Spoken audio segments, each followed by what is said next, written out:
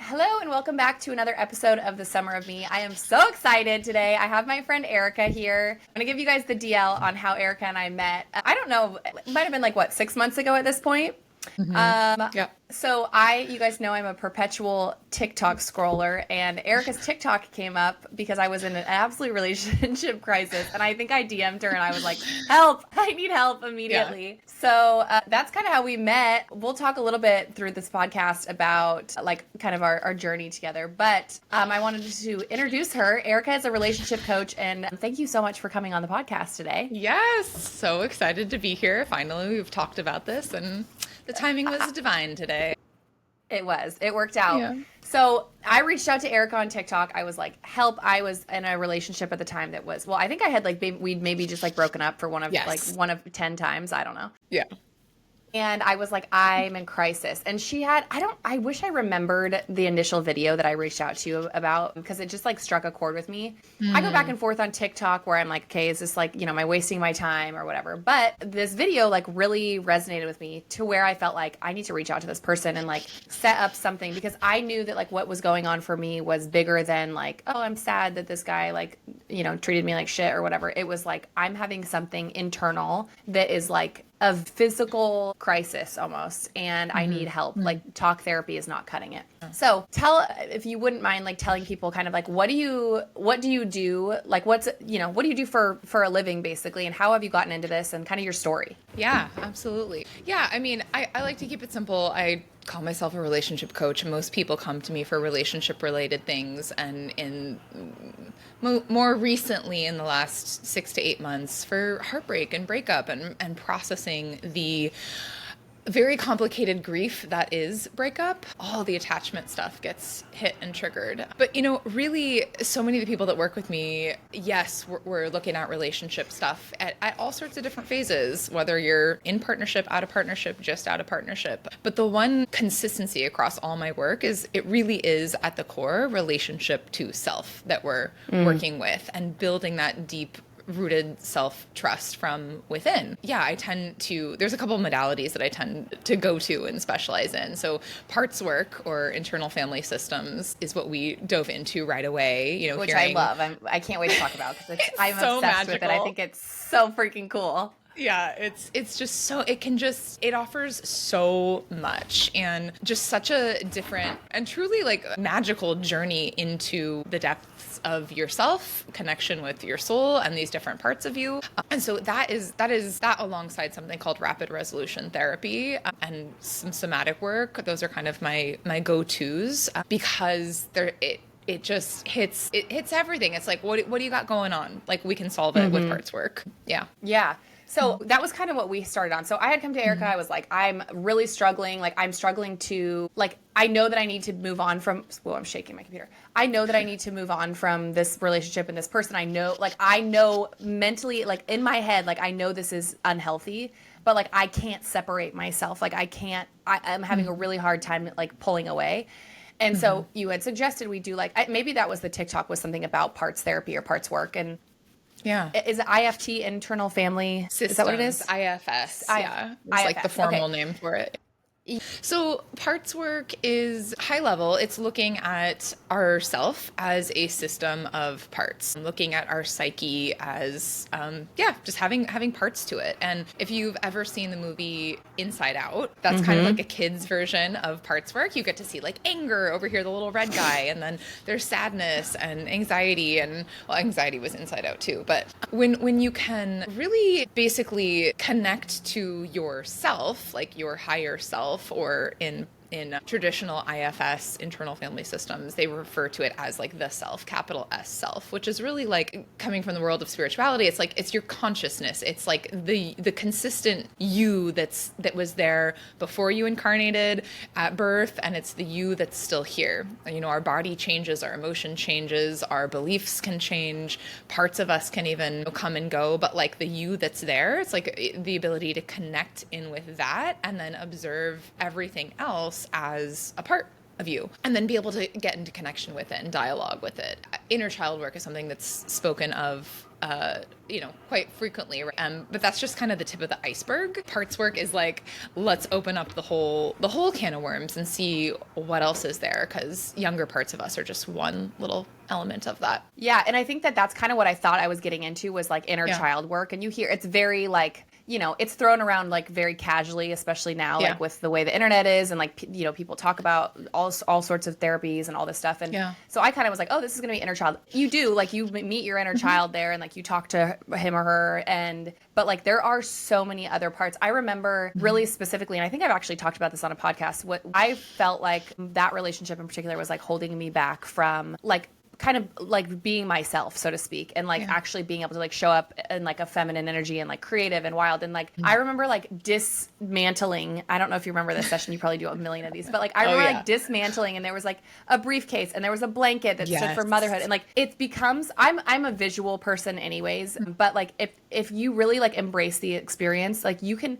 it's wild what you actually like, there's a whole world in there. And I remember taking away all these parts and uncovering, I don't know if you guys remember, but there's a movie called Yours, Mine, and Ours. And the mom has this attic. In the attic, like she's got, I think they combined, they have like 12 kids or something like that. But then she goes up to this attic, and it's this magical place with like fabrics and ribbons and tulle and like, paints and like this whole thing. And it was like, I had uncovered, after I'd taken all these parts of my life of like who I should be and who I'm expected to be and how I think I should show up, and, the ways that I've been forced to show up and all these things. And like, and then I take it all off, and it was like this, it was sort of like that attic in my soul. Like it was like all of these things that like I want to be. I'm chaotic and crazy. I remember in that session telling you like, oh, I just need to like move that stuff like to the side so I can be this. And you're like, no. Let that part of you weave through all of those other things. And it was like this epiphany moment for me of like, I can still be me and my feminine, chaotic, busy, loud, beautiful energy while being a mother, while being a romantic partner,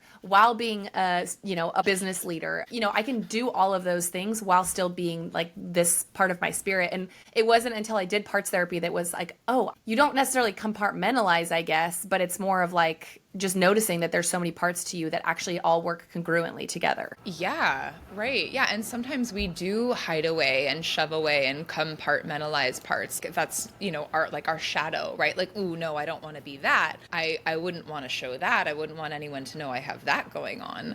And so we do hide away. And so it really like, parts work is like a whole integration of self. Really, we talk about like being a whole and complete person, and we can get that as a concept. But what I would say parts work allows for is to like actually feel it and embody it. Like, oh, this part of me that I've been like embarrassed by or trying to shove down, or, oh no, that's not good because it's too chaotic.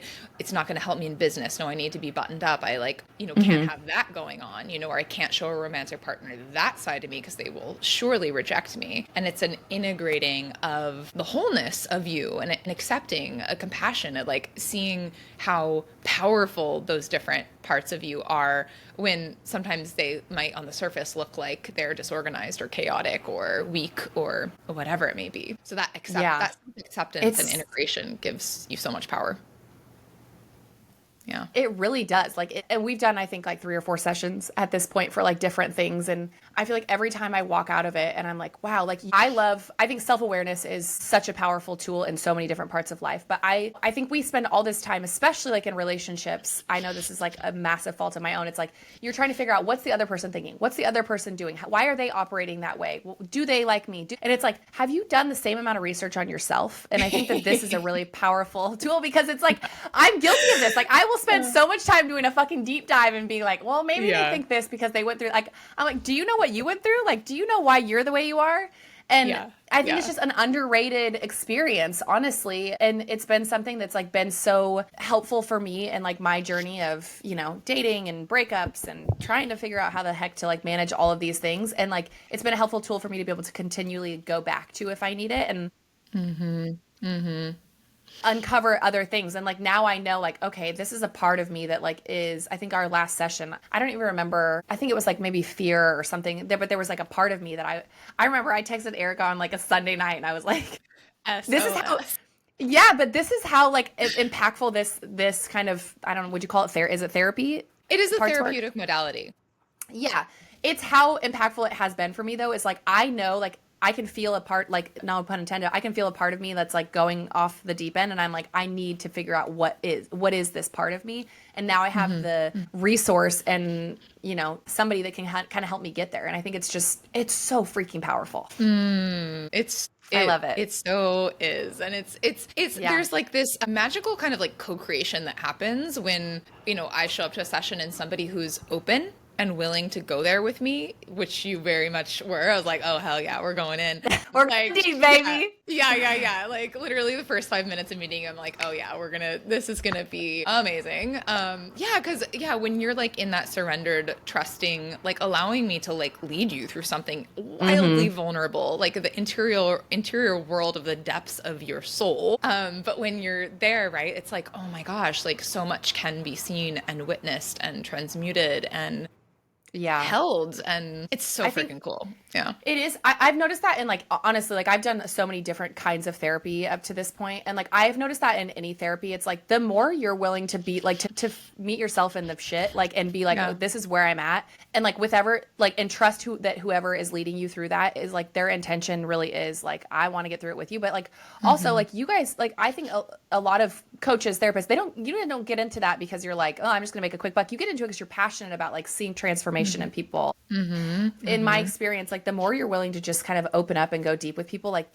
everything, like I've done EMDR therapy recently, and it's like if you're willing to just like really talk through that and be really, really open, like you can process a lot of stuff in a short amount of time, because it's like, all right, I'm bearing it all. And I say this on the podcast all the time, but like we're all just walking each other home. We all have shit. I remember when we first started talking, I think you were going through a breakup too, and it was like, you know, it's like just because you teach on this doesn't mean you don't suffer the same way as the rest of us, you know? Right.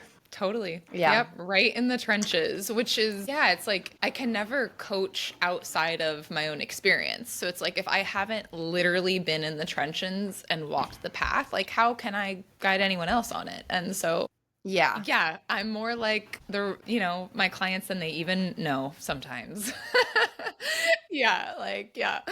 What would you say? So I know you talk a lot about breakups on like TikTok videos and stuff like that. I mean, obviously, like I've kind of been open sort of about like my breakup and stuff on here, but I think like when I was going through that, like I was really desperate to find just like helpful things that like were tangible and helpful that like I could put into practice, where it's like, yeah, it's amazing to hire somebody, and I always like highly recommend hiring, you know, somebody like you, and hiring a therapist and hiring like, you know, as honestly like getting as many sources of help as you can. But I think that sometimes it's also nice to be like, what can I do like laying in my bed, or like while I'm in my car, or just like in 30 minutes of like, you know, journaling or whatever. Like what would you say are some like really helpful tools that you give people to kind of work through some of that stuff? Yeah, absolutely. It's, oh my God, breakups are such a wild energy and like initiation, because they really, I mean, they grab your attention, like the pain of it grabs your attention like no frickin' other. You are like forced to be with yourself, to process, to learn about your emotions, to maybe expose yourself to something like parts work or different types of modalities of work to like understand what the heck is going on, right? And so first, I would say learning about the nervous system and nervous system regulation, which like there's a million videos on YouTube that you can check that out, like polyvagal theory, and Dr. Nicole LaPera is someone the holistic psychologist. She talks a lot about this. But after a breakup, right, initially you're like all your attachment stuff gets triggered, and your body can sometimes go into shock. Like I literally remember my body like would shake. Same. From time, couldn't eat. Your body basically goes into like a fear state for most of us. And so really like practices, your mind is going to want to like figure everything out and race and think and put puzzle pieces together. But like bringing the body on board was for me most like somatic work. And there's so much you can do on your own, like breath work, like dance, like nonlinear movement. I did a like women's embodiment program with a teacher named Madeline Moon, who's beyond amazing. And thank God I had just gone through this to like have all these embodiment practices. And like one of them is like letting your body take the shape of whatever it is that you're experiencing. And you could put a label on it, like anger or rage or complete helplessness or fear or anything, but also who cares what it is? But finding a song that's resonating with you at that time. And even if you don't freaking feel like it, but like so much of the emotion and like trauma lives in the body. We like got to get the body on board to process some of that deep stuff. And so I would like literally a song would come to mind just intuitively, and or whatever was pulsating through my body when I'd wake up, you know, at fucking 4 a.m, because that's what happens when you're going through a breakup, is you don't sleep as much. And I would like just get my body moving, and I would start to dance and just like let my body move me. And sometimes I would end up dancing for like 3 hours, and it would just be so incredibly healing. Again, even if I didn't feel like it at the beginning, like I knew that my body was asking me, it was like, please, like let me process this. Let me help you. Like, let me move you, you know, and trusting my body to move in whatever way. So that dance, somatic movement, body movement, even if you don't feel like it, it could even just be lying on the floor and like letting your legs move. It could be the littlest tiny movement to help emotions start to process and your nervous system start to regulate. There's a book called The Body Keeps Score. Have you read this? Yes. Yeah. And it talks like a little bit about that, but I don't feel like I ever moved my body as much and like worked out as much as when I was going through a breakup. Like it was like, to your point, like you're like, I have to move. Like this is going to be, and still like even doing like this EMDR therapy that I'm doing, like you realize how much trauma is still like stored in like parts of your body. But I will say like, you know, obviously there's like great mental side effects to like moving your body and stuff like that. But like, I think like partnered with just knowing that like, that's how you're processing and stuff like that it is such a powerful tool. Yeah. And knowing too that, so when your mind creates fear in your body, it really is like a whole bunch of like excess strength and power. It doesn't feel like power. It can feel like it can feel like weakness, but really it is like a whole bunch of energy. Because if you think about like, if your mind sees a lion that's chasing you, it puts a bunch of power into your arms and your limbs and your legs, and it wants you to freaking sprint to get the heck out of there, right? And so knowing that like, oh, interesting, if I'm feeling a whole bunch of like fear or anxiety, it's really just a whole bunch of strength and power. And so working out is one way to move that energy out of your body. Literally, like I remember like after getting off the phone and my breakup, like we're done, it's over, I like went and like sprinted up and down stairs at the beach because I'm like, I have so much freaking energy moving through my body. Like it has to move. So yeah, body movement. Yeah. Because then you're actually using the power, and it doesn't feel like such a problem in your body when you're actually using the energy that your mind just put into your body.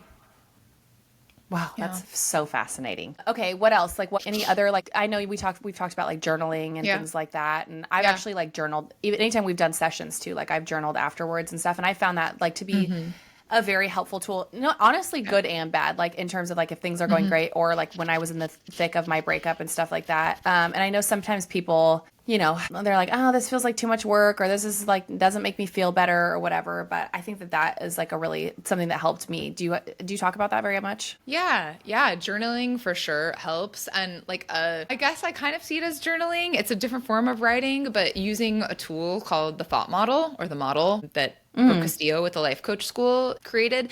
It's not a new concept, but the way that she uses it is definitely revolutionary. And it's really looking at turning on the logical brain, right? Because after a breakup, there's so much emotional. Our whole like safety system is on red alert, right? Using something like the model like forces your logical brain on, and therefore you can step out of fear and anxiety a little bit. But it's basically looking at how there's circumstances in the world. The sun rose this morning. He said X. This wall is white. Then the brain offers us thoughts about the circumstance. The thought is really just an interpretation. It's a story. It's, subjective. And then those thoughts create feelings in the body. So if you think happy thoughts, right, you might feel good. Or if you think a really scary thought, you might feel fearful or anxious. And really being able to separate circumstances, like the actual cold, hard facts, from your thoughts, from your story, to see what emotion is that creating in the body. That I find such a powerful tool. I did millions of these models, especially during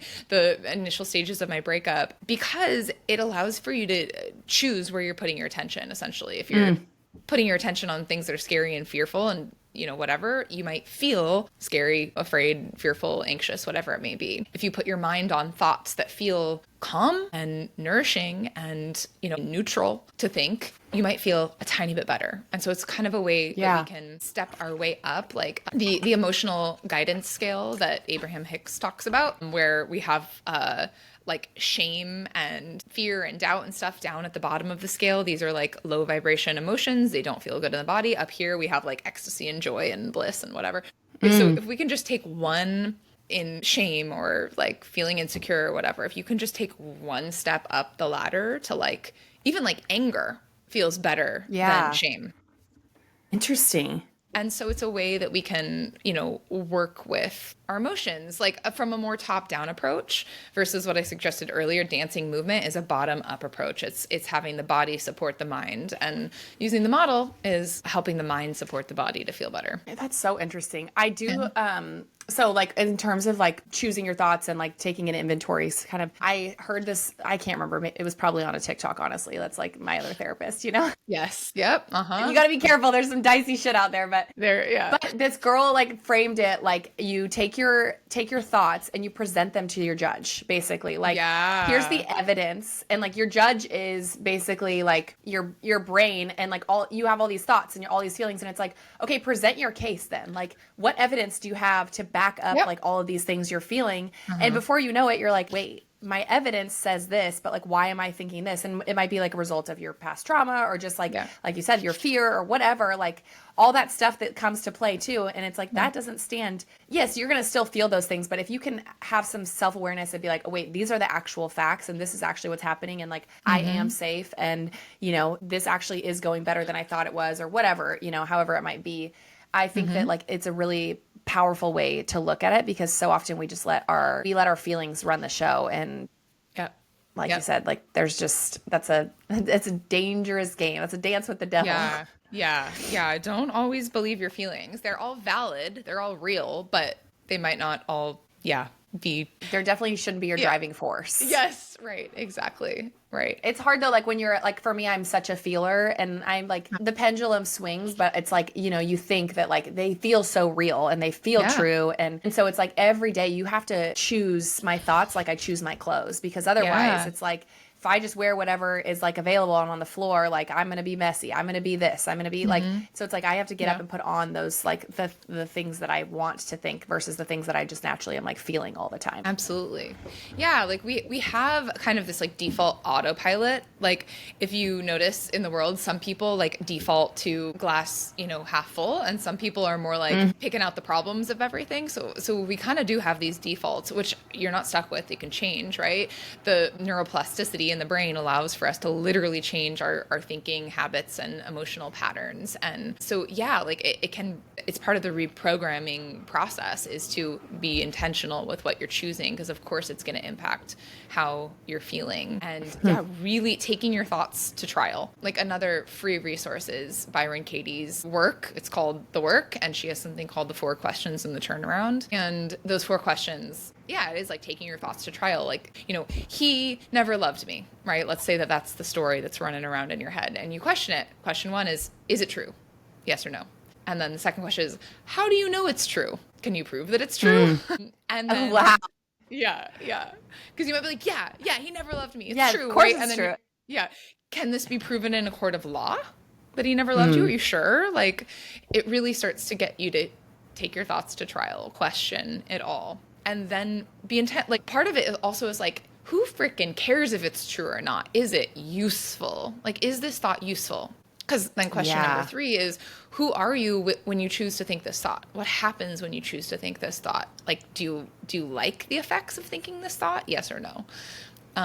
Where you're like, oh, wow, I actually don't feel very good when I think that, but okay, maybe that thought isn't useful for me, whether it's true or not. And then question number 4 is, who would you be? How would you feel without this thought? Wow. And it's pretty powerful. Because again, it's not about like reality, right? Like reality is quite subjective, and like you could prove something this is true, this is not true, but like at the end of the day, like just asking yourself, like, what's useful for me right now? What's useful for me to focus on? Is it useful for me to check my ex's social media 5 times a day? Like, does that work for me? Does it? My therapist, she always says, she was like, you've done this in the past because it clearly works for you. I don't know what part of you it works for, but it's working for something. Yeah, for sure. Definitely. Mm-hmm. Oh, that's wild. Oh, I love that. Okay, that's called The Work. It's called The Work by Byron Katie. Four questions and a turnaround. And the turnaround part is basically the practice of flipping the statement on its head and just the practice of sitting in opposites. It's again, it's not about what's true and not true. So if the statement was, yeah, like he never loved me, you might flip it in a couple different ways. You could say, he did love me, and just sit with that statement and kind of like meditate on that. Just flip it on its head and be with it and see what happens in your body somatically. Or you could flip it in a different way. You could say, I never loved him, and then just be with that and see what comes up there and see if you're like, is that, like, what does it feel like for me to think that statement? Or you could, you flip it in these different ways. Interesting. Just kind of, just literally for the art of, like, this has happened, like, for me personally, there, in my breakup, I kept thinking, like, he should have been more honest with me. He should have been more honest with me. And so I did this 4 questions and a turnaround. I was like, I should have been more honest with me. And that I was like, shit. Okay. Not me ignoring the red flags. Yeah. I should have been more honest with me. Okay. Yeah. Or I flipped that. Yeah. That one hurts. Oh my God. Yeah. It really. And then it created relief. It created so much relief because I was like, oh, I'm responsible here. Like, I'm not a victim. Well, also, I can fix my own problem now. Yes. Like, again, you have the awareness to be like, now I know why, like, how this happened. Mm-hmm. Right. Yeah. Wow. I co-created that experience with him. Okay, so what would you say, like, obviously you talk a lot about breakups. What would you tell people that are, like, coming, like, obviously, whether they're coming from being single or coming off of a different relationship, like, getting into, like, in terms of approaching a new relationship, what's your advice to people? Well, I would say, honestly, it might sound so simple and there's different ways to access this, but, like, knowing yourself to the depths of yourself and being able to separate, like, what you really want, like, at a soul level, at an intuitive level, versus what, like, your personality wants or what the world says you should want. Being able to, like, nurture your relationship with soul, with your higher self, to be like, to sit more in the observer role so that you can, like, watch yourself, watch your patterns, like, have that awareness. I think that is a key piece, like, really just, like, and parts work is great for that, like, understanding yourself, your emotions, your patterns, your tendencies, your behaviors, like, and where they come from and why they're there. Attachment style is important, I think, to know. I work with so many people that lean more anxious. Guess why? Because that was me too, and like attracts like. Yeah. So understanding your specific patterns in relationship, attachment is simply a lens through which to look to understand yourself. I think that can be really useful because and then part of the result of that is, like, being able to trust your body and trust your intuition.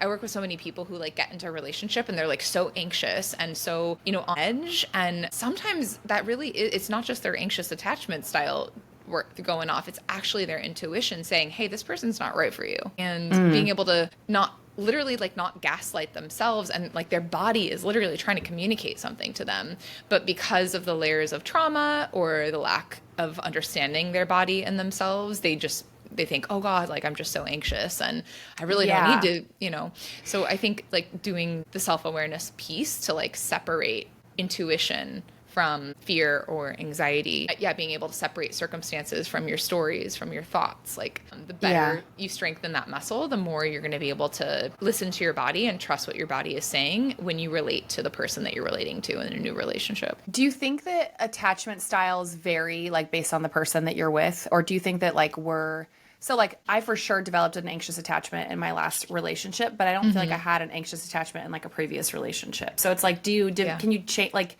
can your attachment style change based on who you're with? Yes, definitely. For sure. Absolutely. I think Yeah. I mean, it's really interesting. Like you realize, like, I saw something the other day that was like, you don't have anxious attachment. You're just with the wrong person. And I think there's like some truth to that. And then I think that like some people just genuinely do have, whether it's from like a childhood relationship or something like that. But I kind of resonated with that because like my nature isn't more so like to have an attachment or an anxious attachment style, but I for sure like lived in that for like years, you know? Yeah, absolutely. Yeah, definitely. The environment and the person and the different elements at play in the relationship can trigger like some avoidance in you, could trigger some anxiousness, a combination of both. And what was I going to say? Yeah, I mean, it definitely, I was going to say that what's so ironic and so funny that like when I work with people who are anxious and usually they're, dating somebody who's more avoidant and like he's, so avoidant and blah, blah, blah. And I have them look at where they are being avoidant, right? Because their partner is just a mirror for themselves. And they think, I'm not avoidant. I'm like so available, blah, blah, blah. And like little do they realize how avoidant they actually are being with themselves, their emotions, their needs, avoiding communicating directly with that person from fear of rejection. And when they can then see that, oh God, like I integrate that avoidant part within themselves, then it's, they're no longer a match for somebody who's more of an avoidant attachment style. But it's like the joke is that anxious people are also avoidant and avoidants are also anxious. It just shows up in different ways. Yeah. Yeah, for sure. And I've seen that in like different relationships that I've been in. If you guys don't know about attachment styles, ultimately, like I think the goal is that you're in a secure attachment in a relationship, that you feel like you can show up exactly who you are and you're confident and comfortable. That relationship like doesn't affect your worth, whether it works out or not, and your value. But that's a lot easier said than done. And it takes, I think, a lot of, for most people, I think maybe some people just arrive there naturally, but like I think for a lot of people, it takes a lot of work and practice. And it's hard. You get out of a relationship and everybody's like, oh, I got to fix all the shit that like I did wrong. And it's like, well, it's really hard to fix how you perform in a relationship when you're single, because you think you fix all this shit and then you get into a relationship and you're like, holy cow, here everything's getting triggered and everything is like coming back up to the surface, and then you have to start all over again. Right. Makes it a little which challenging. Is why it does. It's true. I mean, it's part of why I always say, like, if you're in a relationship, like, you might as well do the work there because all of your stuff is there, right? And then, sure, then you can choose to leave it if you want. But, like, it's definitely when you're single, you're like, oh, I'm feeling good. I'm feeling confident. I'm so secure. Yeah. Then it goes back to though the fact of like doing the work on yourself and not like trying to solve the other person's problems, because I think that like you at some point you get to what's like the sunk cost theory, right? Which basically is like, if you guys haven't heard of this term, it's basically like, I've invested so much into this relationship through my, my own self-work and working with that other person that like, I just might as well stay in it because we've already invested this much, even though it's like not the right fit or not the right person. And I know that like, I personally fell into that trap of feeling like, well, we did so much work, and it was like, well, that wasn't the entire truth, number one, but number two, like I needed to do the work on myself, not just on like the relationship or like solving problems for him or, poking holes in like the story. Like it just, I think that it's a balance of like, you're going to have to do some of the work like on yourself and like in the relationship also, without feeling like you overinvest. Yes. Yep. Absolutely. Yeah. Most importantly on yourself. Yeah. Yeah. I mean, because I know plenty of people who like they're in relationship where they're both one or the other, preferably both, are like doing self-work. And then the relationship work kind of just like naturally and organically happens. Yeah. And then I know people who are like only doing couples work, only relationship work. And like, you can only get so far with that. So I always recommend a hybrid. I think that there's the combination is where the magic happens for sure. Okay, so if somebody wanted to book a session with you, how would they go about doing that? Yeah, you can find me on TikTok or Instagram. My handle is @TheRightErica. It's a little play on my last name. So it's THE, and then my last name is Wright, WRIGHT, and then ERICA. You can find me there. Click the link in my bio. I'll put it in the show notes schedule a call. Perfect. Yeah. Yeah, and just definitely follow schedule along a call with what I share.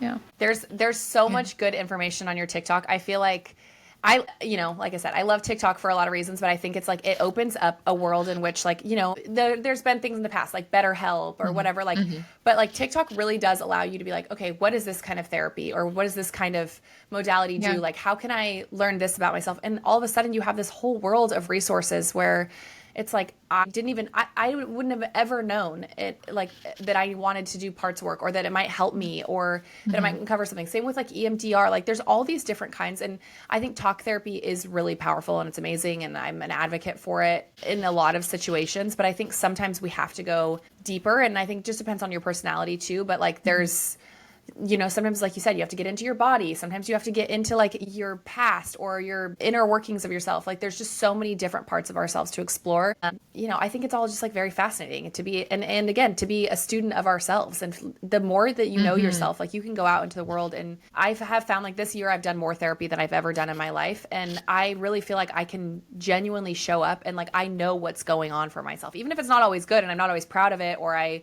know like shit, this needs work. I at least know what needs work. I'm able to kind of, I've done enough of like the back end, so to speak, that like I know my system. Yes. I know the parts that are still fucked up and broken, and like where to go to fix them. I know what auto part shop to go to now. It's just a matter of like getting enough tune-ups to get to that place. Yeah.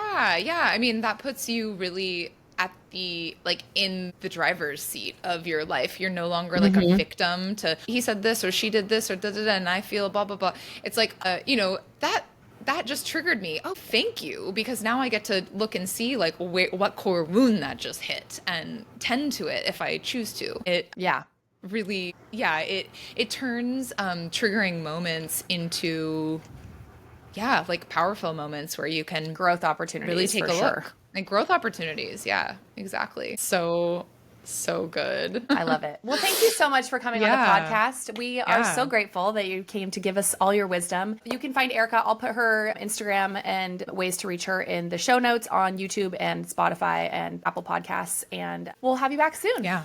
Yes. Sounds good. Thanks so much, Kendra. Thanks for listening to The Summer of Me. You can listen to episodes on Spotify, Apple, or wherever you listen to podcasts, or you can watch on YouTube. Come hang out and follow my chaos on Instagram @KendraForNow. See you next time.